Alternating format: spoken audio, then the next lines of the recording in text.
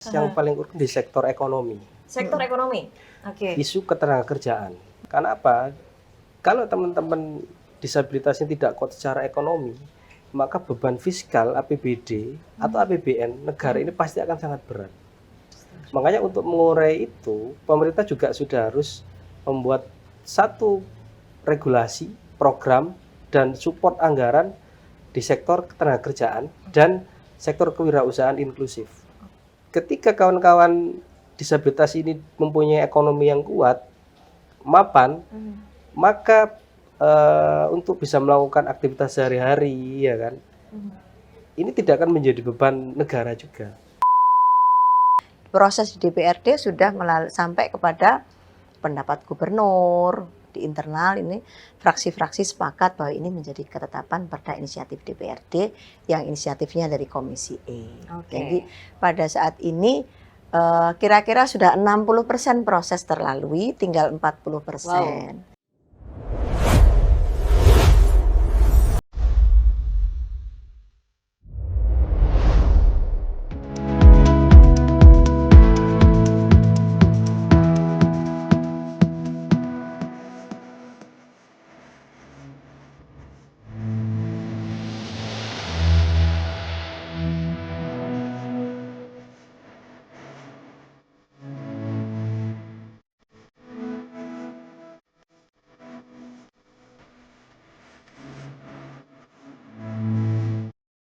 Assalamualaikum warahmatullahi wabarakatuh. Salam sejahtera, Om Swastiastu, Namo Buddhaya, dan salam kebajikan. Tribuners, bersama saya Hefty Suud dalam podcast Ngobrol Bareng Dewan. Dan hari ini seperti yang Tribuners lihat, saya sedang tidak berada di studio, tapi saya berada di Galeri Disabilitas Kinasih dan UPT Dinsos Jawa Timur, atau populer disebut sebagai Gadisku Surabaya. Nah, karena ini podcast Ngobrol Bareng Dewan, tentu saya tidak sendiri, sudah ada bersama dengan saya Ketua Komisi E DPRD Provinsi Jawa Timur, Ibu Dr. Sri Untari Bisowarno. Ini beliaunya sudah ada di sebelah saya. Assalamualaikum warahmatullahi wabarakatuh. Waalaikumsalam warahmatullahi wabarakatuh. Salam sejahtera untuk semuanya, Rahayu. Salam sejahtera. Dan tidak hanya bersama dengan Ibu Untari hari ini ya Bu ya. Aku berteman dengan dia. Iya, Ngobrol Bareng Dewan hari ini juga ada Mas Abdul Majid. Siap. Beliau adalah Ketua Koalisi Difabel Jawa Timur. Siap, selamat. Mantap. Selamat datang di podcast Ngobrol Bareng Dewan, Tribuners, bersama kami bertiga ya hari ini. Kenapa ini ada dua narasumbernya? Karena hari ini Tribuners kita akan membahas tema tentang menyusun regulasi yang menjawab kebutuhan penyandang disabilitas. Di DPRD Jawa Timur itu tengah menginisiasi rancangan peraturan daerah tentang perlindungan dan pelayanan bagi penyandang disabilitas. Kehadiran Raperda ini dinilai penting sebagai langkah memperkuat jaminan hak-hak penyandang disabilitas di Jawa Timur. Karena kalau tadi saya sempat ngobrol behind the scene sama Mas Majid ya saya manggilnya ya. Siap. Sama Mas Majid, kalau dari data WHO ya Mas ya, 15% penduduk di Jawa Timur ini adalah disabilitas gitu. Sehingga penting teman-teman disabilitas ini juga menjadi perhatian dari pemerintah, khususnya DPRD Jawa Timur. Gitu ya Ibu ya? Iya. Nah, ini mumpung ada Bu Untari di sini, saya mau bertanya Ibu, perjalanan Raperda ini sekarang sudah sampai mana? Dan kenapa teman-teman disabilitas ini menjadi fokus? Gitu. Jadi perjalanan Ranperda ini sudah sampai kepada harmonisasi di Kemenkumham kemarin. Saya, kemudian Wakil Ketua Komisi, Bapemperda, Mas Majid kami ajak, dan OPD-OPD terkait bersama dengan Kemenkum untuk melakukan harmonisasi klausul-klausul pasal. Itu memang menjadi salah satu tahapan yang harus kami lalui. Karena ini Ranperda inisiatif, maka perjalanannya panjang, Mbak. Ya. Jadi panjang banget ini, mulai bikin naskah akademik, kemudian menyusun klausul, kemudian kami RDPO dengan masyarakat koalisi difabel, lalu kemudian RDP dengan para mitra kami di Pemprov, kemudian kami FGD, setelah itu Dari masukan-masukan ini kami susun kembali dan kemudian kami drafting lagi untuk kemudian dibawa ke Kemenkum. Dan kemudian proses di DPRD sudah sampai kepada pendapat gubernur, kemudian masih internal, maaf, di internal ini fraksi-fraksi sepakat bahwa ini menjadi ketetapan perda inisiatif DPRD yang inisiatifnya dari Komisi E. Jadi pada saat ini kira-kira sudah 60% proses terlalui, tinggal 40%. Wow. Alhamdulillah semua berjalan lancar dan cepat karena kita punya frekuensi yang sama untuk menyamakan persepsi kami, persepsi teman-teman difabel, disabilitas, dan persepsi teman-teman OPD. Semuanya dukungannya kuat sekali. Baik. Dan untuk penyusunan naskah akademiknya ini Ibu, apakah teman-teman koalisi disabilitas Jawa Timur juga dilibatkan? Pertanyaan saya. Pertanyaannya mengapa dilibatkan? Iya. Berarti jadi, dilibatkan ya Ibu ya? Dilibatkan. Kenapa mereka, teman-teman kami libatkan? Kami ini kan orang-orang yang diparingi sama Tuhan kelengkapan raga dan fisik serta mental. Nah, ketika kami mau menyusun, kalau kami tidak melibatkan teman-teman sebagai penerima takdir Tuhan ini dan situasi dan kondisi, maka kami pasti tidak akan selengkap kalau beliau-beliau kami libatkan. Maka Mas Majid selaku Ketua Koalisi Difabel Jawa Timur, kami ajak untuk ikut menyusun naskah akademik. Yang naskah akademiknya itu rinci banget, rinci, jelas, terstruktur, kemudian ngelapang dan teorinya matang. Karena bersama Bapak Ibu para profesor di UNER dan kami TA-nya di PRD sampai kepada drafting pasal-pasal 79 pasal 14 bab itu hasil dari rekan-rekan diskusi, tidak hanya berdua, berkelompok naskah akademik ini. Baik. Dan berarti kemudian DPRD sama teman-teman koalisi. Ya, dari DPRD ada, kami tugaskan wakil ketua komisi untuk mendampingi proses. Kemudian nanti di proses-proses resmi DPRD saya yang memimpin langsung. Jadi yang berbeda Mbak ya, sekarang kenapa kita mesti mengganti Perda 3 tahun 2013 itu dengan peraturan daerah yang baru ini, karena yang dulu pendekatannya charity, kemudian social base, dan kemudian medical base. Artinya belas kasihan pendekatannya Perda yang dulu itu. Nah, karena memang cara pandang undang-undang di waktu yang dulu masih belas kasihan melihat saudara-saudara kita yang disabil ini. Pendekatan baru menggunakan human rights, pendekatan kemanusiaan, hak asasi manusia.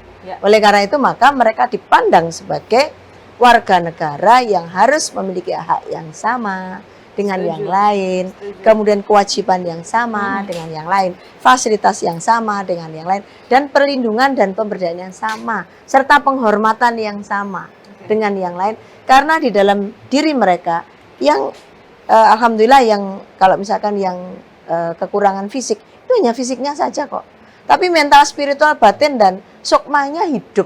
Kecuali yang mereka memang dalam keadaan berat atau ODGJ dan sebagainya, itu memang perlu treatment yang kuat sehingga mereka bisa sembuh. Apakah bisa sembuh? Ada yang sembuh. Nanti makan di depan ya.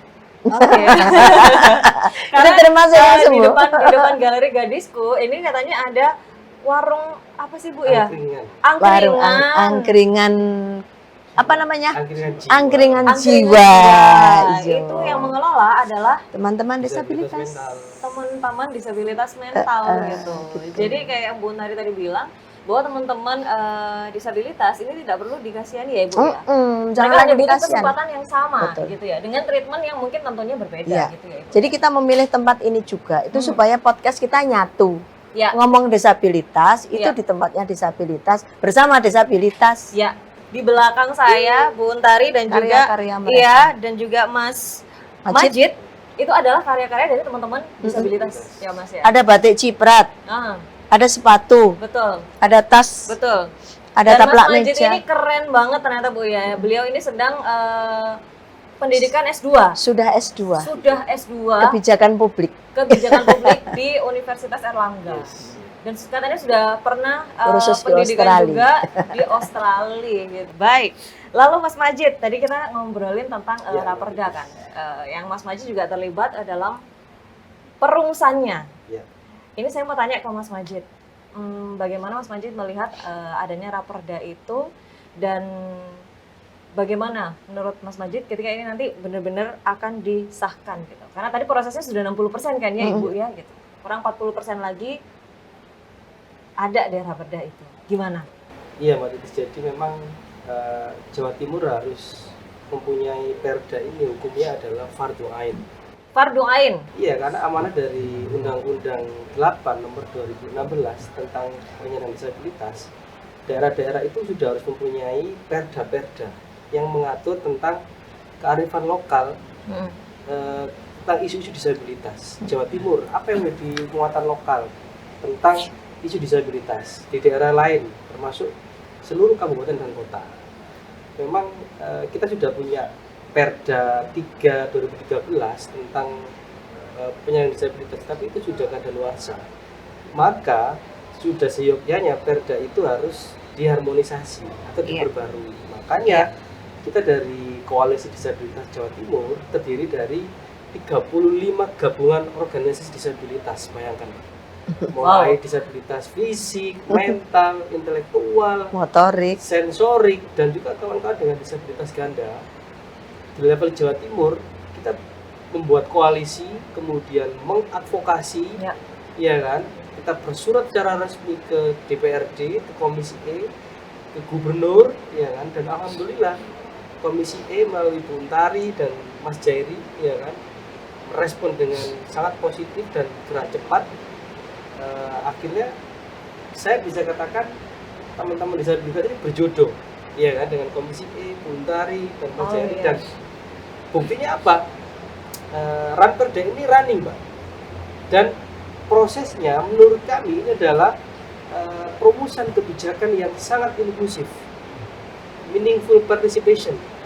Ada partisipasi penuh dan bermakna bagi kawan-kawan disabilitas dalam perumusan kebijakan.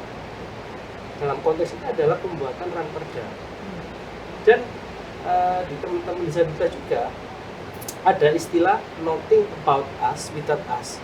Jangan berbicara tentang kami disabilitas tanpa melibatkan kami.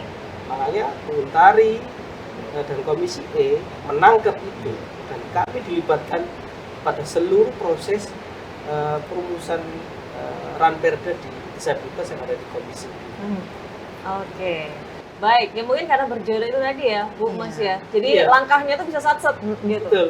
Lalu saya mau tanya ini, apa yang diperjuangkan dari Raperda yang disusun oleh Komisi E, Bu Untari dan juga teman-teman Koalisi Disabilitas Jatim? Ya, jadi saya ingin perda ini betul-betul menjadikan teman-teman saya ini, saudara-saudara saya ini berdaya, terhormat, dilindungi, lalu kemudian bisa mandiri. Maka klausul-klausul dalam Undang-Undang 8 tahun 2016 itu kami adopsi penuh. Tapi lokalistik Jawa Timur kita bikin. Nanti ada lokalistik Jawa Timur di sesi KDD mungkin ya. Itu lokalistik Jawa Timur. Nah, kenapa itu harus dilakukan? Karena sesungguhnya dengan model yang sebelumnya di undang-undang sebelumnya dengan Perda 3 tahun 2013, teman-teman ini kan hanya dipandang seperti beban. Bebannya negara, bebannya masyarakat. Keluarga-keluarga yang punya anak disabilitas belum dipandang sebagai keluarga yang harus dibantu, tetapi sebagai keluarga yang gak beban iki anak yang ini. Ini mindset masyarakat masih tersusun seperti itu. Nah, maka kalau ini masih dibiarkan terjadi, maka kita belum bisa memandang mereka sebagai manusia, tapi memandang mereka kayak barang, gitu kan? Jadi beban. Nah, itu saya betul-betul melihat membaca undang-undang ini, pesan moralnya sungguh kuat. Harus ada penghormatan, perlindungan, dan pemberdayaan supaya saudara-saudara kita ini mendapatkan tempat yang baik agar mereka bisa berekspresi, dan ekspresi itu menjadi bagian daripada kemandirian mereka, terutama kemandirian ekonomi. Katakanlah dia tidak mandiri dalam bergerak, tapi dia mandiri secara ekonomi, bikin buku. Karena Mbak siapa itu yang Lamongan apa sih? Mbak Vira. Kuliah S3 di UNER. Wow. Coba, saya punya di koperasi saya ini, putranya PJ kelompok saya, penulis buku, novel-novel bagus. Dan saya selalu membaca bukunya sampai tuntas saya baca. Betapa dia mampu melakukan ekspresi tulisannya, saya sampai ditanya ke ibunya, ini nulisnya gimana Bu? Kondisinya kan memang sangat ini agak berat menurut saya. Ini dia pakai bahasa isyarat Bu, kami ada ini terus ada yang terjemahkan. Jadi kekurangan itu sebenarnya oke lah orang mengatakan itu keterbatasan, iyalah kita harus akui itu ya Mas Majid. Iya. Tetapi bukan berhenti di situ. Karena masih bisa diberikan kesempatan yang luas agar kekurangan tadi ditutupi dengan kelebihan. Dan itu terjadi dan bisa. Saya amazing lulusan S2. Ya kan? Iya. Coba. Kemudian si Mbak Mary itu lulusan apa tuh? Bojomu. S1 ya? Kebijakan publik juga. S2 kebijakan publik juga. Hostnya yang lampu hijau itu, si Mbak Citra, cantik banget. Sekarang Netra lagi S2 dia. Lagi S2 juga. UI. Jadi Keren. ada banyak. Teman kita yang UNER itu dosen, siapa tuh namanya? Mas apa? Fikri, Mas Fikri. UPN veteran. Dosen UPN veteran. Bisa. Matanya nggak kelihatan. Tetapi kritisnya minta ampun. Tapi isi kepalanya. Isi kepalanya nggak Jangan diragukan kaleng-kaleng. ya. Maka dari situlah Mbak saya berpikir di di masa saya diberikan kesempatan oleh partai kami PDI Perjuangan untuk menjadi ketua komisi E ini, saya betul-betul ingin memaksimalkan peran saya untuk masyarakat. Nah, kebetulan ketemu sama teman-teman yang memang membutuhkan kehadiran kami sebagai regulator daerah ini. Ya. Sehingga kayak nyambung sudah. Ya. Nyambung, tumbuh, ketemu, tutup. Tak gitu cepet jalannya. Diam jalan, Bu mau ketemu kapan? Oke, ini ada waktu, Srut, Iya. ketemu. Bu mau ini, ayo ketemu. Pokoknya saya sama Mas Jairi fokus dan kebetulan teman-teman komisi E itu saya juga naruh rasa hormat pada teman-teman saya. Datang itu kalau setiap kali bahas Ranperda ini, yang datang pasti banyak, Mbak. Betul. Sampai rapat-rapat paripurna itu diagendakan tuh semuanya. Berawal dan berproses dengan sangat baik sehingga saya merasa bersyukur di momen-momen seperti ini kami memiliki cara dan memiliki kesempatan untuk berbakti pada rakyat, Ya. berbakti pada masyarakat yang khusus. Dimana kalau masyarakat yang lain ya perda-perda yang lain lah. Tapi ini mengatur seluruhan proses mereka. Ya. Bagaimana mereka sekolah, bagaimana mereka bekerja, mereka dapat pemilihan hukum, mereka di transportasi publik, mereka menjadi ASN, mereka menjadi pegawai swasta. Semuanya ada kita atur di sini. Itu keren banget percaya. Iya. Ini saya dengar ceritanya aja dari cuma oke, keren. Ini keren. Nah, coba ini Mbak, kenapa saya sangat ini ya? Saya membaca bagaimana pelindungan dan penghormatan kita pada rekan-rekan ini azasnya apa? Penghormatan terhadap martabat manusia.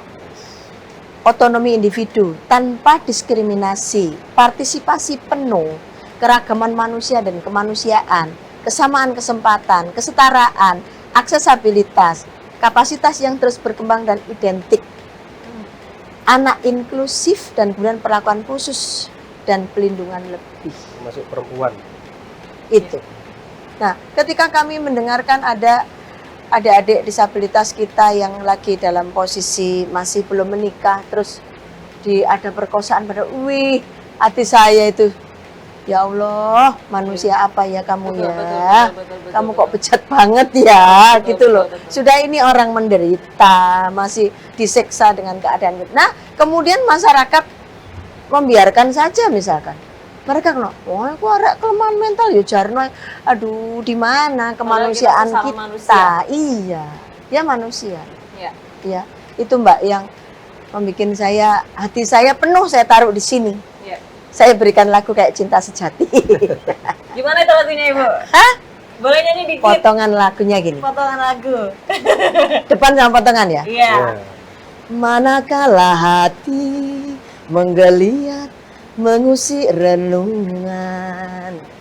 Terakhir itu yang bukan terakhir ya, ada di bait ketiga kota.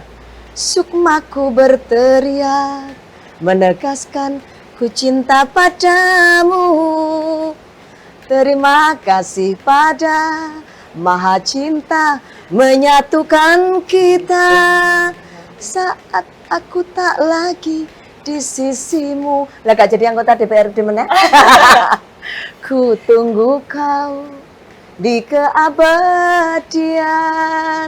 Oke, baik. Itu isi hati Bu Untari ya untuk Iya. teman-teman disabilitas dan memperjuangkan kemerdekaan mereka. Jadi cinta saya, cinta kami terlukis di situ. Cinta kita melukiskan sejarah, menggelarkan cerita penuh sukacita. Nggak ada perda iki, Mbak. ini saya jadi penasaran Ibu. Karena ini kan sudah berjodoh ya. Dan kayaknya perasaannya itu dari Nyatu. Komisi E iya, dari Bu Untari sendiri udah nyatu banget sama teman-teman Iya, disabilitas. betul. Saya penasaran. Ini proses untuk sampai berjodoh ini gimana ceritanya gitu? Jadi Mungkin Mas Najib sama Bu Jodoh. Untari bisa. Jodoh Bulan gini. Juni ya itu. Sampai Itu diawali dari surat cinta kami kepada Bu Untari. Oh, jadi teman-teman dulu yang ngirim surat Iya. cinta. Iya. Kapan itu kapan? Pada bulan April kita kapan? bersurat 2005. 2025. Surat itu kita masukkan ke DPRD, Mhm. ke Komisi E. Ya. Kita lengkapi dengan data-data. Data-data dan ini drafting. Betul. Sama Dan kita ini drafting di perda. koalisi bentuk 5 pokja. Mulai Betul. pokja perlindungan perempuan dan anak, Keren. tentang ekonomi, pendidikan, aksesibilitas, termasuk politik dan isu-isu keadilan dan hukum. Ya. Makanya di dalam perda ini memuat 22 hak Mm-mm. disabilitas dan plus 2 hak khusus. Hak untuk anak disabilitas dan perempuan Perempuan. disabilitas. Artinya apa? Perda ini menggunakan pendekatan human right, hak asasi manusia. Bagaimana kita menjamin penghormatan, perlindungan, dan pemenuhan hak-hak para penyandang disabilitas yang ada di Jawa Timur. Ya. Berawal dari surat cinta itulah kemudian Ketemunya kapan? Kan ketemunya bersuratnya di bulan April Juni ya, Bu? 2000. Juni, ya. Juni Juni kita. 2025 langsung ketemu. Iya. Ya, Dan jadi Bu Untari langsung Mak, mengurai jelek air gitu mata saya. pada Iya. waktu Oh itu. iya. Saya gini, kenapa Iya. air mata saya berurai, ya Allah. Aku diparingi awakku sehat koyo ngene, kadang mengeluh begitu. Lah Iya. teman-temanku ini mereka luar biasa. Udah nggak ada ngeluh. Ini kudu mari gitu. Itu Dan turnovernya. sampai sekarang berair mata loh, Bu. Turning point-nya gitu. Ceritakan momen-momen perkenalan itu ya. Jadi waktu awal pertemuannya Juni Juni. 2025. Yes. Ya. Lalu ada prolegda kan di PAK. Kami masukkan itu di situ. Dan kemudian teman-teman sangat antusias, teman-teman Komisi E. Ini setiap kunjungan kerja kami melihat pelaksanaan itu di kami di Jawa Timur maupun di eksternal. Kemarin ke Jogja ke Yakum. Ih, hebat banget Yakum Oh iya, itu. aku. Ya, Betul. ke Yakum. Apa itu? Yakum itu sebuah yayasan Kristen untuk umat Betul. yang dimana beliau itu memproduksi peralatan disabilitas. Betul. Nah, dia punya jaringan di berbagai provinsi. Di Jawa Timur ada di Situbondo, perwakilannya Yakum. Jadi kita bisa melihat kaki palsu, kemudian tangan, kemudian semua alat-alat tongkat dan sebagainya, sampai kepada ini. Pokoknya yang sifatnya itu bentuknya barang ya. Barang-barang yang bukan elektronik, yang manual bikinnya. Jadi saya sampai Alat bisa bantu melihat mobilitas. alat bantu mobilitas. Sehingga ya Allah, ya wis lek ngono lek golek-golek berarti wong-wong kon tuku ndek kene gitu nyarinya. Kadang kan kita nggak tahu toh Mbak di mana cari Iya, Ibu. itu gitu kan, mencari. Kalau kursi roda sih banyak ya. Sekarang yang penting juga alat bantu dengar. Ini nanti saya mau minta supaya di DPRD Jatim tuh layar besar itu ada ini bahasa isyarat. Iya. Jadi kalau paripurna pas ada yang membaca kayak di TV itu loh, ada Betul. bahasa isyarat. Oh, penerjemah bahasa Penerjemah isyaratnya. bahasa Betul. isyarat. Jadi Dan 6 juta orang. Jadi kalau teman-teman datanya 6 juta, BPS 3,4 juta, DTSN 1,860.000. Loh kan akeh tuh. Sing paling didik lah 1.800.000. Kan akeh banget berarti. Iya, Dari iya. penduduk Jawa Timur 47 juta. Iya. Jadi enggak kaleng 42 juta. Datanya betul-betul data yang butuh dibaca dengan kepedulian dan kecintaan. Makanya kalau hari ini judulnya regulasi yang berpihak, itu saya kira memang itulah yang menjadi cita-cita saya. mencintai mereka sampai tuntas. Nanti seluruh OPD ini punya program untuk mereka. Kantor-kantor pemerintah jangan sampai ada yang nggak ada kursi roda, jangan sampai nggak ada yang, jangan sampai mereka sulit untuk masuk ke kantor-kantor pemerintah. Lalu sekolah-sekolah itu bagaimana mereka juga, ya kami memang agak susah untuk sekolah karena SLB ini dibebankan pada SMK kita semua. Jadi mulai PAUD sampai dengan SMA itu bebannya di pemerintah Jawa Timur. Oleh karena kapasitas fiskal kami tidak terlalu cukup, sehingga kadang-kadang kami membela di komisi itu kalau LPK apa tuh yang nangani Mas Majid dan kawan-kawan bagian itulah luar biasa. Itu PLK itu kami dorong tuh, ojo cuman segitu toh mereka ini ditambahi. Kenapa? Karena ada kita punya 36 SLB negeri, lalu ratusan SLB swasta. Apa yang bisa kita lakukan untuk mereka? Maka saya berterima kasih pada teman-teman SLB swasta yang panjenengan mandiri, tidak pakai biaya negara, bisa melakukan sendiri. Keren ya. Sementara kita belum bisa membantu banyak, baru sedikit. Baik. Lalu saya mau tanya ke Mas Majid ini sekarang. Kalau tadi sudah dijelaskan kan sama Bu Untari tentang bagaimana dukungan pemerintah ya terhadap teman-teman disabilitas. Mas Majid, kalau yang Mas Majid lihat sepanjang perjalanan ini ya, itu bagaimana dukungan pemerintah khususnya DPRD provinsi untuk mensupport teman-teman disabilitas di Jawa Timur khususnya? Oke. Kalau kita lihat dari dukungan DPRD, ini sangat powerful. Karena apa? Koalisi menyadari Raperda ini adalah produk politik. Maka langkah koalisi juga politik, Bu. Sebelum kita bersurat, kita juga melakukan lobby-lobby politik kepada kawan-kawan yang ada di fraksi, yang ada di komisi, ya kan? Kami ingin memastikan dan sekaligus cek ombak.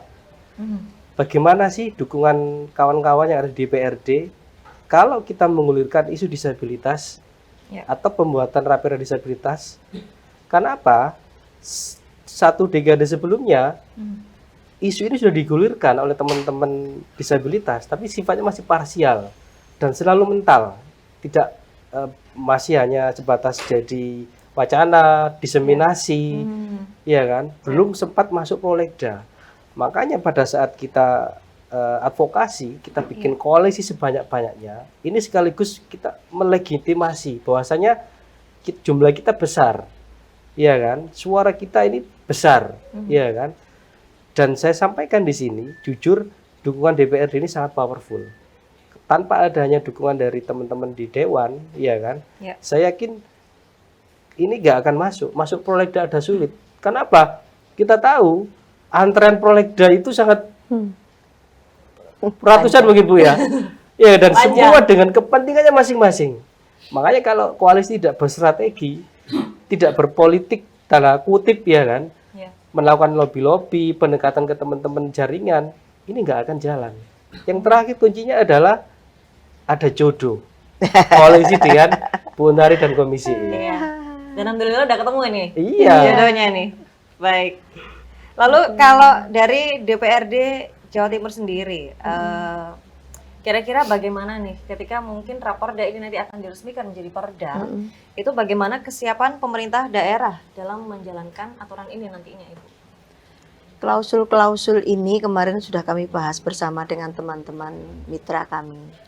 Dan tidak hanya mitranya Komisi E, tapi juga semua yang berelasi dengan aksesibilitas. Dan fasilitasi untuk mereka, sehingga bisa bicara pendidikan, kesehatan, infrastruktur, kemudian ketenaga kerjaan, kesehatan ini kemarin saya sampai Prof. Erwin, cobalah susunlah klausul kita ini, disabilitas yang berat jangan pernah dikenai biaya. Dari mana ya Ibu? Biarkes maskin sudah, nanti kita usulkan pada Ibu Gubernur, pergubnya itu ditambahi klausulnya. Karena keluarga yang memiliki anak disabilitas berat itu udah soro Mbak, wis berat pisan. Sejak lahir sudah tidak sama dengan anak biasa, perlakuannya sudah istimewa, tenaganya istimewa, sehingga kalau kemudian sakit misalkan, masih harus mengeluarkan biaya. Entek sejak awal membiayai anak disabilitas yang berat ini udah habis. Sehingga sebagai seorang warga negara yang negara dalam konstitusinya melindungi hak warga negara untuk secara layak dalam penghidupan dan kemanusiaan, Ya. itu harus diambil itu. Betul. Pasal konstitusi itu. Nah, kan tidak banyak orang seperti ini, begitu. Maka Ibu ini kan kami nanti bisanya di rumah sakit provinsi. Gak apa-apa, tetapi nanti ayo kita rumah sakit provinsi itu ngerilet ke rumah sakit kabupaten kota. Ya. Karena saudara-saudara ini tempatnya ada di kabupaten kota semua. Ya. Karena Jawa Timur terbagi 38 kabupaten kota. Nah, bagaimana caranya kita bisa memberikan entah itu bentuknya subsidi atau bantuan keuangan atau apapun untuk kepentingan teman-teman kita yang dalam posisi seperti ini. Saudara-saudara kita dalam posisi seperti ini. Karena kalau tidak diberikan dukungan penuh oleh negara, swasta loh sudah punya 300 lebih SLB. Itu artinya mereka sudah terpanggil duluan. Yes. Begitu kan? Terpanggil duluan. Negara apa kemudian yang harus dilakukan? Lakukanlah yang terbaik untuk mereka yang kita bisa. Ya, Begitu. Dan kita bisa itu karena komitmen. Ya. Itu, karena komitmen. Ayo kita komit ke situ, maka afirmasilah ini. Maka advokasilah ini. Ya. Gitu, Mbak. Ya. Itu saya ingin betul ada di dalam pasal-pasal itu mengatur bagaimana kesehatan untuk teman-teman itu. Ya. Sekarang coba bayangkan di sini di teman-teman di koalisi difabel ini ada loh yang putranya 3 itu Disabilitas semuanya disabilitas. Tapi saking telatennya bapak ibunya orang biasa. Maksudnya raganya utuh. Ada dia Down syndrome ya. Ada Down syndrome 2. disleksia, Lalu ada disleksia. Coba. autism. 3 putranya begitu semua. Maka ini kan ngurusi bayi sehat itu lalu hati-hati penuh dengan ketelatenan kita lah. Kalau bayi-bayi begini kan malah membutuhkan peranan khusus. Yes. Iya kan? Maka mungkin nurse-nya ya, perawat-perawat itu nanti ada pendidikan untuk disabilitas di sekolah-sekolah perawat. Masuk dalam kurikulum. Nanti tak sarankan teman-teman koalisi difabel bisa ketemu dengan komunitas sekolah tinggi perawat atau kampus yang punya perawat sehingga ada perawat untuk difabel. Oke. Baik. Itu. Tadi ada berapa poin Ibu dalam rapordanya? Ada 14 bab 79 pasal. 79 Iya. pasal. Ini kalau saya boleh tanya apa yang paling penting dibahas dalam raporda tersebut karena ini baru kan? Ya. Itu apa yang paling penting yang benar-benar ingin diperjuangkan dalam raporda tersebut? Kalau saya boleh tanya satu aja apa? Ke Mas Majid Atau apa ada ke saya? beberapa? Boleh saling melengkapi karena beliau berdua ini berjodoh gitu ya Tribuners. Jadi jawabannya saling melengkapi kalau saya dengar. Kalau Pak, dari Mas Majid sisi dulu. kawan-kawan disabilitas, yang paling urgent di sektor ekonomi, Sektor ekonomi. Oke. isu ketenagakerjaan. Hmm. Karena apa? Kalau teman-teman disabilitasnya tidak kuat secara ekonomi, maka beban fiskal APBD atau APBN negara ini pasti akan sangat berat. Makanya untuk mengurai itu, pemerintah juga sudah harus membuat satu regulasi, program, dan support anggaran di sektor ketenagakerjaan dan sektor kewirausahaan inklusif.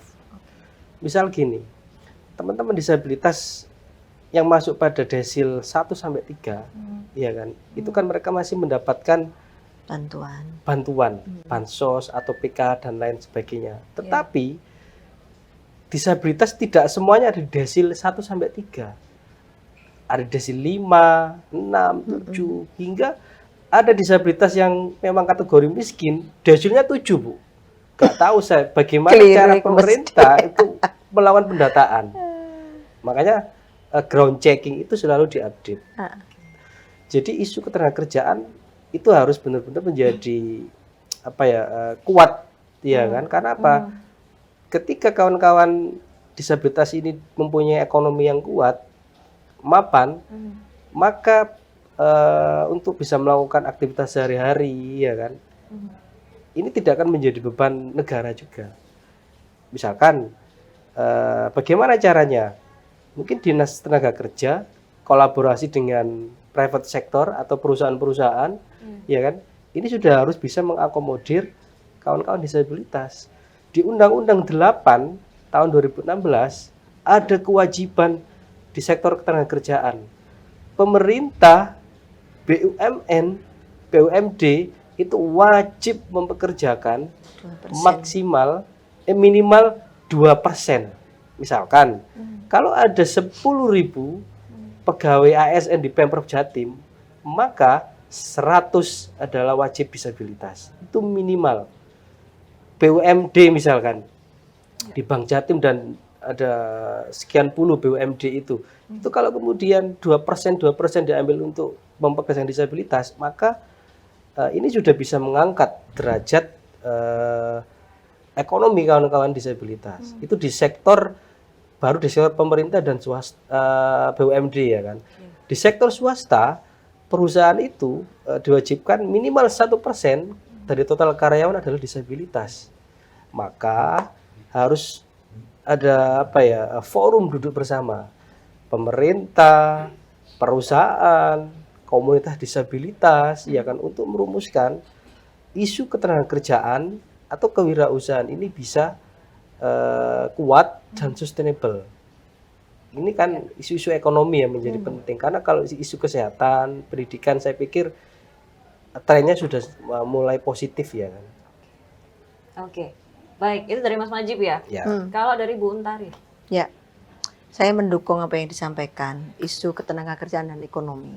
Jadi ketenagakerjaan dan ekonomi itu ada bedanya. Kalau ekonomi itu nanti bagaimana mereka difasilitasi supaya bisa memperoleh kesempatan untuk membangun ekonominya sendiri, entah itu melalui berjualan, melalui pasar, diciptakan pasar untuk mereka produksi, lalu pasarnya ada yang mengambil, itu penting sekali karena mereka memproduksi sesuatu, tidak ada pasar kan juga useless. Maka saya kemarin usul bagaimana kalau Pemprov itu bikin batik, punya batik khas Jawa Timur bikinan disabilitas. Satu hari aja Bu? Satu hari aja dipakai 1 bulan sekali. 1 bulan sekali pakai itu 1 hari.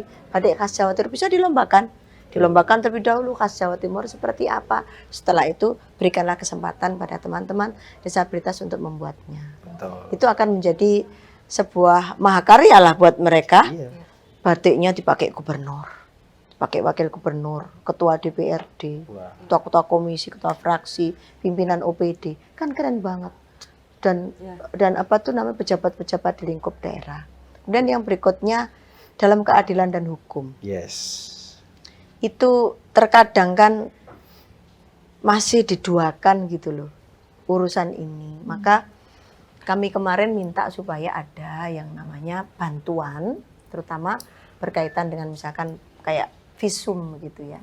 Visum ini. Ini rumah sakit kita minta untuk menggratiskan itu. Nah, kalau kejadiannya di rumah sakit daerah kabupaten kota gimana? Ya kita bisa mengeluarkan ke sana. Nah, ini mekanismenya seperti apa nanti biar ditata sama mereka. Tetapi itu penting gitu.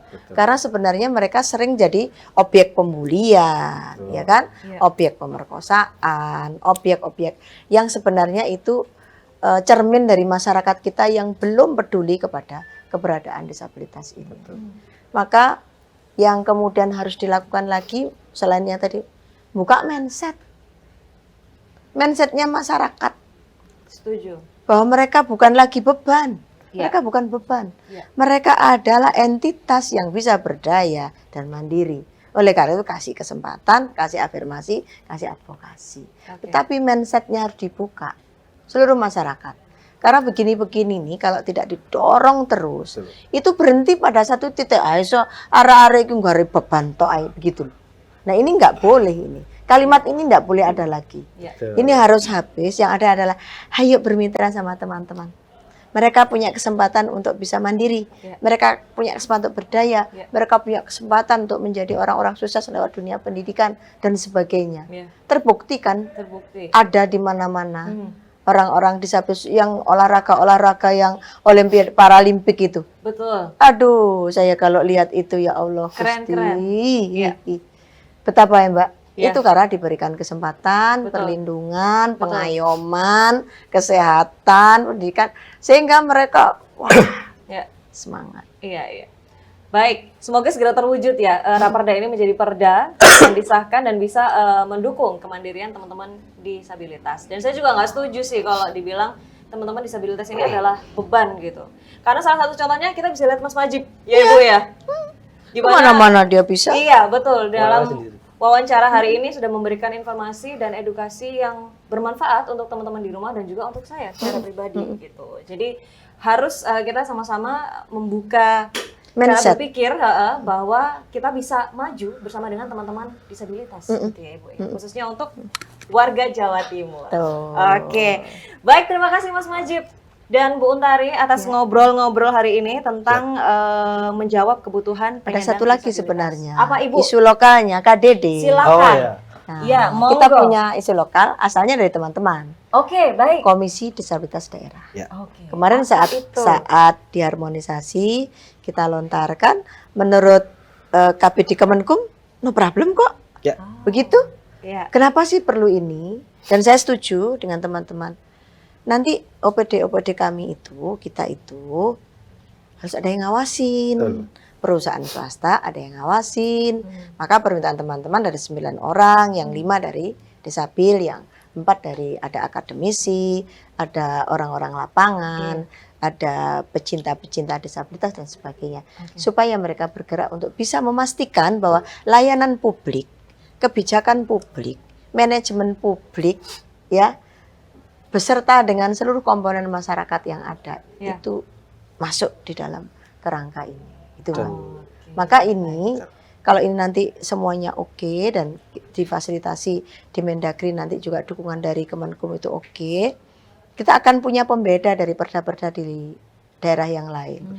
Saya melihat ada 9 provinsi lah yang sudah merubah perda ini. Tapi yang memunculkan KDD baru kita. Nah, ini semuanya atas usul teman-teman. Wow. Nah, saya mendengarkan, oh iya bagus. Terus saya ditanya, kenapa Bu Untari mendukung KDD? Terus yang ngawasi sopong kok. KDD itu apa DPR, kepanjangannya Komisi Disabilitas Ya, Daerah. betul. Oh, baik. Jadi ya. KDD ini sebetulnya sudah di UU 8 disabilitas sudah ada mengatur tentang Komisi Nasional Disabilitas RI. Sudah ada 7 komisioner. Tugas mereka adalah melakukan pemantauan, evaluasi dan advokasi, ya kan, terkait penyelenggaraan pemenuhan penghormatan, perlindungan dan pemenuhan hak disabilitas. Maka ini juga harus direplikasi di Jawa Timur.